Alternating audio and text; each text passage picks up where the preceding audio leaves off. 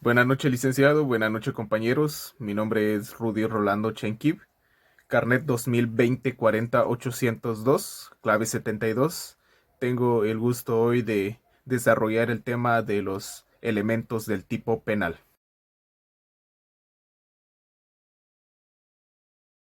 El tipo penal es la descripción hecha por el legislador de una conducta antijurídica plasmada en una ley. Se ha considerado al tipo penal como un instrumento legal necesario y de naturaleza descriptiva. Es importante manifestar que el tipo penal también se conforma de las modalidades de la conducta, como pueden ser el tiempo y el lugar. Es la descripción legislativa de una acción u omisión sancionada penalmente. Los sujetos del delito son las personas en las que recae las consecuencias de la acción delictiva. Existen dos sujetos de delito. En primera encontramos al delincuente, quien es la persona que realiza la acción antijurídica, y el ofendido, en segunda, quien es la persona que recibe un daño o menoscabo en su persona o bienes. Como se expuso al principio, en el derecho penal siempre van a haber dos protagonistas, que son los dos sujetos que antes mencionamos. El que comete el delito, que lo denominamos como el sujeto activo, y el que sufre las consecuencias del mismo, que es precisamente el que recibe el nombre de sujeto pasivo, de tal manera que la existencia de uno depende de la existencia del otro. Siempre en un delito van a aparecer ambos sujetos estrechamente relacionados, ya que resulta inconcebible la existencia de la figura delictiva descrita en el tipo sin haber lesionado o puesto en peligro un bien jurídicamente protegido, cuyo titular es el sujeto pasivo. De igual forma que es inconcebible que pueda existir un sujeto imputable sin conocer cuál es el sujeto activo. Por un lado nos encontramos al sujeto activo, quien es quien realiza la acción, el comportamiento descrito en la ley. Al ser una acción encaecimiento dependiente de la voluntad, no puede ser atribuida ni por consiguiente realizada sino por una persona humana.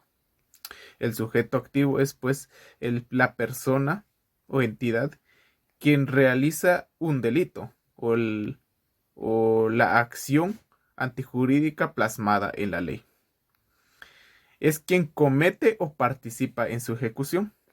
El sujeto activo es toda persona que normativamente tiene la posibilidad de concretizar el contenido semático de los elementos incluidos en el particular tipo legal. También podemos definirlo como el autor del hecho. Por otro lado, nos encontramos al sujeto pasivo. El sujeto pasivo puede ser alguna persona que recibe un daño o menoscabo a su persona, valga la redundancia, o a sus bienes. Es el portador del bien jurídico lesionado o puesto en riesgo o peligro. Puede ser un individuo o alguna comunidad. Puede ser alguna persona física o jurídica. Puede ser un grupo de personas, alguna sociedad. También puede serlo el mismo Estado. Cualquier persona que se le haya puesto en riesgo algún bien jurídico o algún derecho es sujeto pasivo. El elemento jurídico o el bien jurídico tutelado.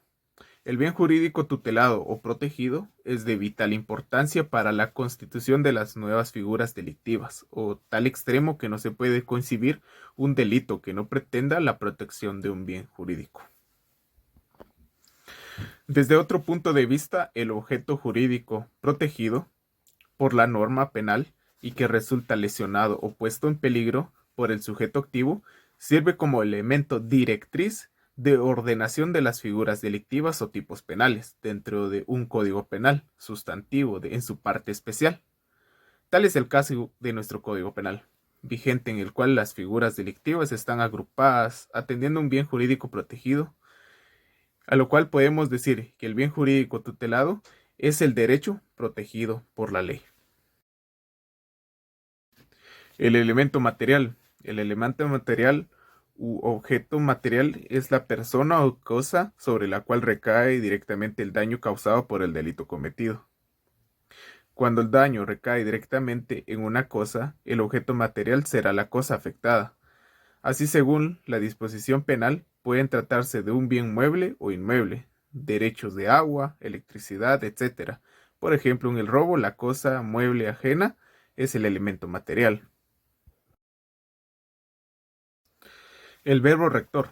El verbo rector es la parte más importante de una oración. La conducta escrita en el tipo se plasma en una oración gramatical. Por lo anterior, el verbo rector ha sido llamado el núcleo rector del tipo. Núcleo rector es la forma verbal que nutre antológicamente la conducta típica de tal manera que ella gira en derredor del mismo. La importancia de lo dicho radica en la interpretación que sobre la norma hacen los jueces, magistrados, fiscales y abogados en su diario administrar o participar en la administración de justicia entre los seres humanos. Es básicamente la interpretación del verbo rector en ellas planteada. La oración o norma de la conducta puede tener varios verbos, pero solo uno será el verbo rector, y este se distingue de los demás con que el legislador ha empleado en que el primero es el principal y los demás son accesorios. Si se trata de un tipo compuesto, en cada uno de ellos existirá un verbo rector. El delito es una acción u omisión determinada y expresada gramaticalmente por un verbo en cualquiera de sus formas. La fórmula legal generalmente sitúa el verbo rector dentro de un cúmulo de circunstancias: el tiempo, los medios, las modalidades, los móviles, etc. En el delito del hurto, la conducta consiste en tomar sin debida autorización cosa mueble total o parcialmente. Tomar es el verbo rector y sin autorizar es el verbo que lo complementa. El sentido de la oración que involucra la acción determinante delictual, además porque este último solo califica la modalidad de la conducta. Por consiguiente, encontramos el supuesto lógico. Son los presupuestos necesarios para acreditar la existencia de los distintos delitos en lo particular. Por ejemplo, en el delito del homicidio, el supuesto lógico necesario u obvio, más bien, es la existencia previa de la vida. El elemento interno, el tipo subjetivo, se refiere a la función de la relación psicológica entre el autor y la acción o resultado, de donde se deriva el término desvelador de acción, y se refiere a la finalidad, el ánimo, la tendencia que impulsó el actuar del sujeto activo a realizar la acción y omisión, a título de dolo o culpa. De este elemento se deriva el tipo doloso y el tipo culposo, y la doctrina dominante los incluye dentro de la tipicidad. En suma, es la intención o el ánimo que tuvo el sujeto activo o debe tener en la realización de algún ilícito penal, es decir, atienden a las circunstancias que se dan en su mundo interno.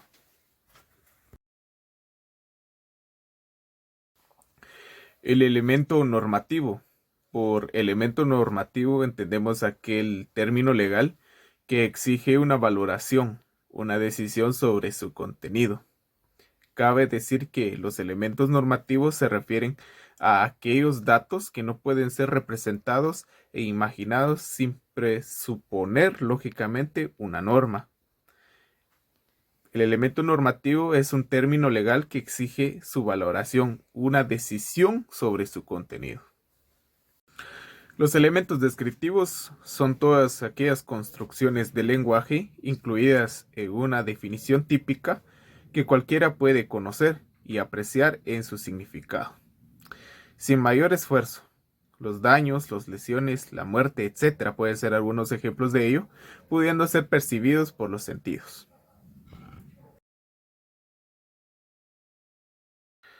Otros elementos típicos: el resultado. El resultado del tipo penal. En otras palabras, lo podemos definir como el alcance que puede tener la acción u omisión y cuáles son los efectos que puede llegar a alcanzar hacia el sujeto pasivo, tanto como el sujeto activo. Doctrina sobre el tipo penal. Son los aspectos más relevantes de la doctrina basados en el tipo penal en la cual se busca encuadrarlo. Prácticamente es encontrar de la experiencia de varias personas conocedoras de derecho algo viable y encuadrarla en el tipo penal que se busca analizar.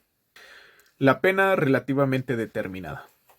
es el máximo o mínimo de sanción que está estipulada en la ley.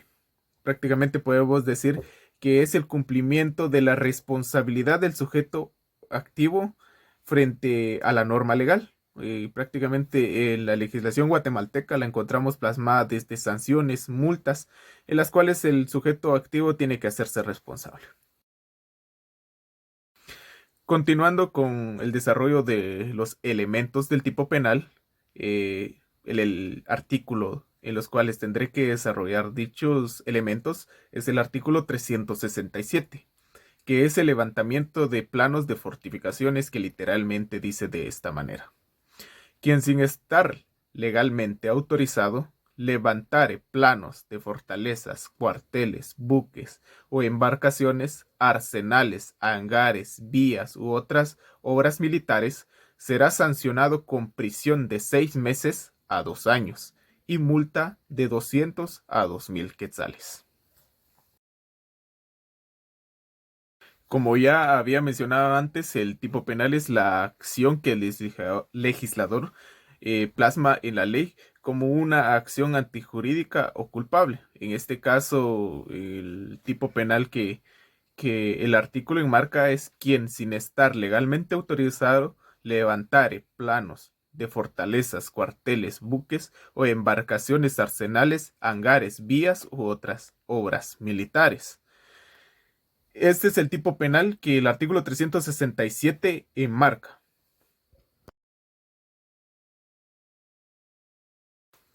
El sujeto activo. El sujeto activo en el artículo 367, que literalmente dice que quien levantare planos sin autorización, nos deja en claro que no enmarca una persona en particular o una persona en específico.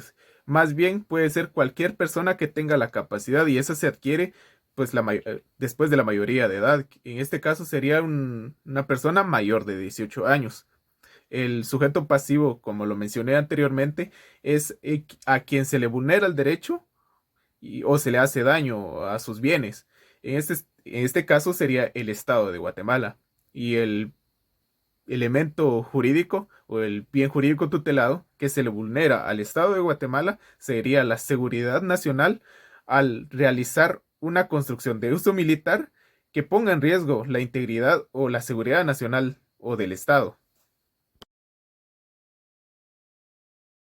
El elemento material. La materialidad del hecho es levantar planos de las obras militares que el artículo 367 literalmente especifica, sin tener autorización legal.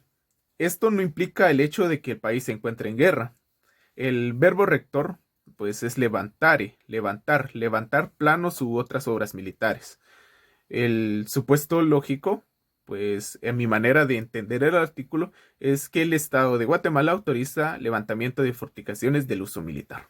¿Qué quiere decir esto? Que el Estado de Guatemala solo autoriza el- las obras militares que salvaguardan la seguridad nacional. El elemento interno del tipo penal, pues lo considero como un delito doloso, y el dolo puede ser es genérico, que consiste en la conciencia y la voluntad de realizar el hecho conociendo que no está autorizado para realizar el levantamiento de los planos. La sanción se agrava si el hecho se realiza durante un conflicto armado, que quiere decir que sea en tiempo de guerra. El elemento normativo es levantar plano de fortalezas.